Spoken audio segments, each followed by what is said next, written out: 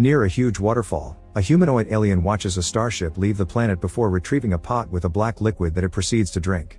Immediately the liquid begins taking over its body, making its skin black and dissolving its DNA, causing the alien to fall into the water. Its body begins dissolving as well, leaving its DNA to be taken away by the current. In 2089, a team of archaeologists led by Doctors Elizabeth and Charlie find some paintings in a cave in Scotland that are at least 35,000 years old. They match a series of paintings they've found all over the world from cultures that couldn't have shared the same information. 2 years later, the starship Prometheus leaves Earth. The whole crew is under cryosleep, and the one in charge of taking care of things is David, a robot. He uses his free time to get to learn more about being human, like playing sports, watching movies, dyeing his hair, and learning ancient languages. He also likes to spy on the crew's dreams. For example, Elizabeth dreams of the time she was a little girl and watched an African tribe bury one of their men. Her father had to explain to her how each culture had different beliefs when it came to death. After 2 years of traveling, the ship reaches its destination, and David wakes up the whole crew consisting of mercenaries and scientists. Everyone gets time to recover from the side effects and to get some food on their empty stomachs, although Captain Yannick also puts up a Christmas tree because they miss the holidays. This is seen as dumb by Meredith, the person in charge of overseeing everyone's doing their jobs right. Soon the mission brief begins, and Meredith plays a holographic recording of Peter, the CEO of Wayland Corporation, which is the company funding this expedition. He explains that by the time they watch this he's already dead, and that David's the closest thing to a son he'll never have. Peter has always wanted to know where we come from and what happens when we die, which is why he funded this expedition when Elizabeth and Charlie came with him with a theory. The doctors take over the floor and explain the paintings they found all over the world depicted a star map that could take them to a planet with its own sun that could sustain life, and that's where they are now. They think this map was left by some aliens Elizabeth calls engineers because her theory says they were the ones that created humankind, although the rest of the crew is skeptical. Moments later, Meredith calls the doctors to come to her private quarters, where she has her own medical pod and self-contained life support.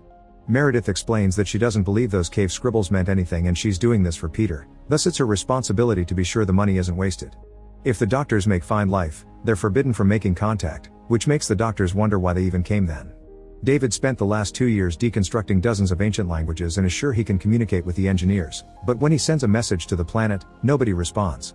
The crew decides it's time to land and the ship goes through the atmosphere, detecting no radio signals or heat sources, which should mean there's no civilization down there. However, Charlie notices some straight lines on the ground that couldn't have happened naturally, and the ship lands on that spot. The crew gets ready to go on the expedition and David wears a suit even if he doesn't need it because he was designed to blend in among humans. The group takes a series of vehicles to visit a dome-like structure that geologist Fifield can't tell if it's natural or not, but he's sure it's hollow. Once they get inside, Fifield sends 2 special probes that map the whole area, allowing them to find their way through a series of corridors. When they go deeper, they find a source of water that is heated by the sunlight, and the CO2 levels are acceptable. While outside it's completely toxic, it seems inside here it's breathable. Charlie assumes these aliens had been terraforming and takes the risk of removing his helmet, confirming it's completely fine. Then everyone removes their helmets to keep exploring, and David finds a wall with a weird goo and various symbols on it, which he activates thanks to his language knowledge. This causes a sudden hologram of running figures to appear through the corridors, and the crew follows them until they find the body of an alien lying next to the door that killed it. Fifield can tell things are getting dangerous and a geologist won't be needed, so he and biologist Milburn decide to go back to the ship. While the doctors inspect the body, David manages to open the door, and they find the alien's head on the other side in a great conservation state. The rest of the crew finds more bodies, indicating the species is extinct. This room has worms in it, showing life is possible here, but also a monolithic statue of a humanoid head, murals on the ceiling, and a bunch of stone cylinders. David notices the cylinders are sweating and soon one of them begins to expel a black organic substance. Elizabeth doesn't notice because she's looking at the murals, which have started to change. She thinks they've affected the atmosphere in the room and they need to leave, so she and Charlie begin to bag the head to take away while David steals one of the cylinders as he comes to the conclusion that the cave is a tomb. At that moment, Yannick discovers there's a dangerous storm incoming and calls the doctors to warn them. Meredith gives them 15 minutes to make it back before she closes the ramp. The crew runs out of the cave and drives as fast as possible, making it back to the ship just in time. However, the alien head falls from the vehicle in the process and Elizabeth goes back to grab it, causing the storm to hit her and enter the ship. Charlie tries to rescue her by driving the vehicle through the wind, but he ends up getting stuck as well, and in the end they must be pulled away by David with a set of wires. Afterward, the crew begins working on decontaminating their bodies in the hangar, only to discover Milburn and Fifield haven't come back yet. It turns out the 2 scientists are lost inside the cave. Yannick manages to contact them to explain they can't pick them up because of the storm, meaning they'll need to wait until morning. Meanwhile, the team sterilizes the head and a quick scan reveals it's not an exoskeleton, it's a helmet. When they open it, they find a humanoid alien head inside with new cells changing on its forehead, so they decide to run a stem line into his brain to make it think it's alive. The trick works and the face starts gesturing, but things go wrong quickly and the overstimulation ends up making it explode. Elizabeth takes a closer look at the sample she took from the head and is delighted to discover that its DNA matches a person's, meaning her theory had been right and these guys created the human race. Meanwhile, David goes to offer an update to a cryosleep pod that holds a mysterious person. Nobody else knows about it except for Meredith, who violently demands David tell her what the person said. David only says they were asked to try harder. Then David goes to inspect the cylinder he brought in private, and inside he finds a bunch of capsules with a black liquid inside. This gives him an idea, and he decides to visit Charlie to share a drink with him as they wonder how far they'd go to get the answers they want. Afterward, Charlie joins Elizabeth in her room and she gets to share the news about the DNA, so they celebrate by getting frisky. In the cave, Milburn and Fifield are looking at a creepy pile of alien bodies when they suddenly get a call from Yannick, who warns them that the scanner found signs of a life form nearby. The scientists begin to worry, but just like that the ping on the scanner disappears, and Yannick blames it on a glitch. Eventually Milburn and Fifield come across the room with the monolith and find the black liquid coming out from the cylinders. To their surprise, they find a reptile-type alien swimming in the liquid, and when Milburn comes closer, the creature gets attached to his arm to try to break it. Fifield cuts the creature off to help him only to get the alien's corrosive fluid sprayed on his helmet, which eats through the plastic and reaches his face.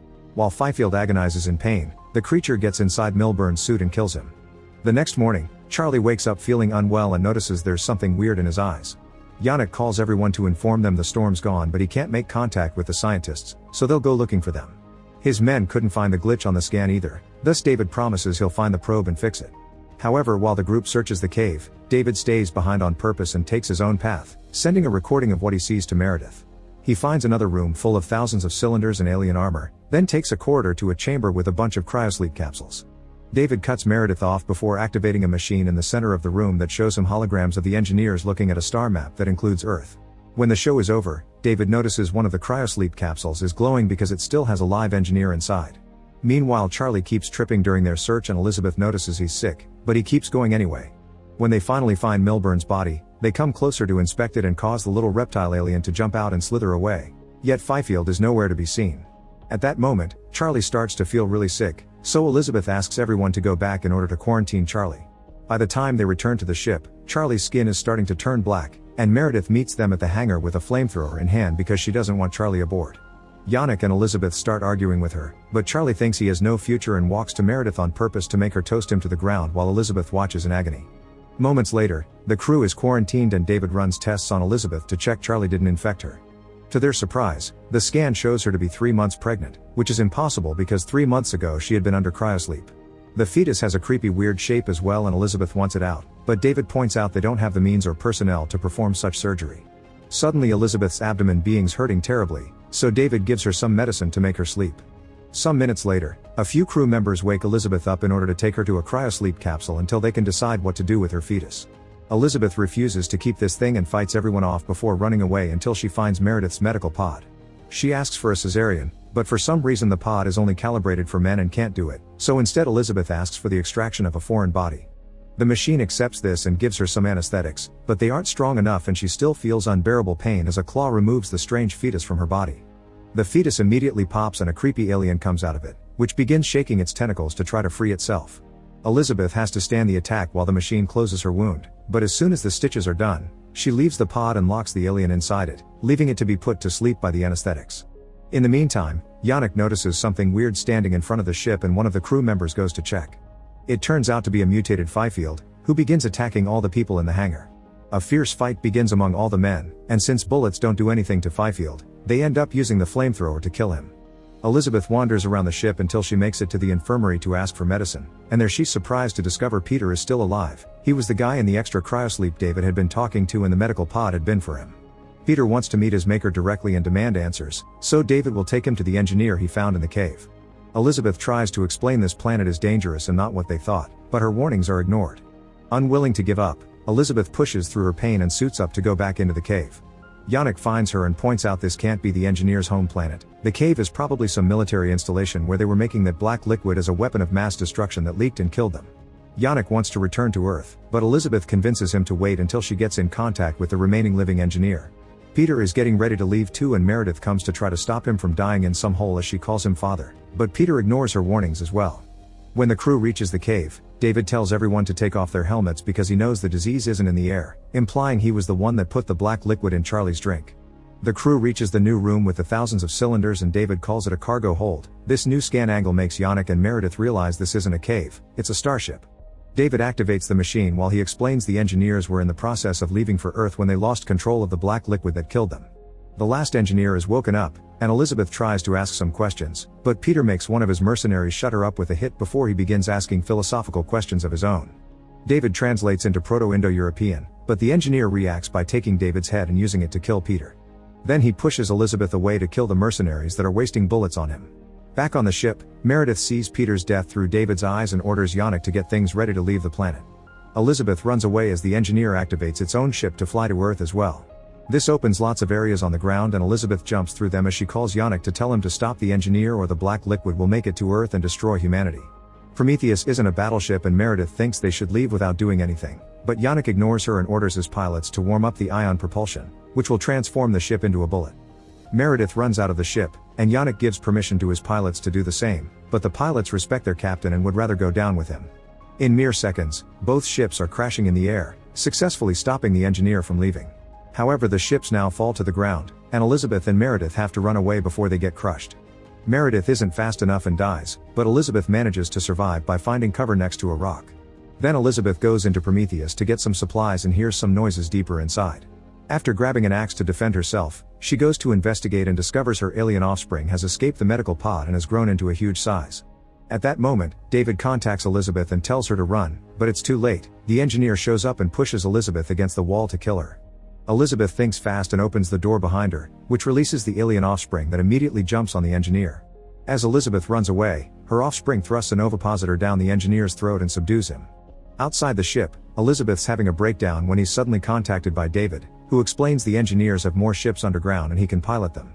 Elizabeth goes to rescue both David's head and body, but she has a request. Instead of returning to Earth, she wants to go to the engineer's home planet, and David accepts even if he doesn't understand why she's so desperate for answers. Before David and Elizabeth leave the planet on an alien ship, Elizabeth returns to Prometheus one last time to send a message to Earth explaining what happened. Moments later, from inside the dead engineer, a black alien emerges, confirming this story is the predecessor to Ripley's tale. Make sure to subscribe and turn on notifications so you can watch more videos like this. Thanks for watching.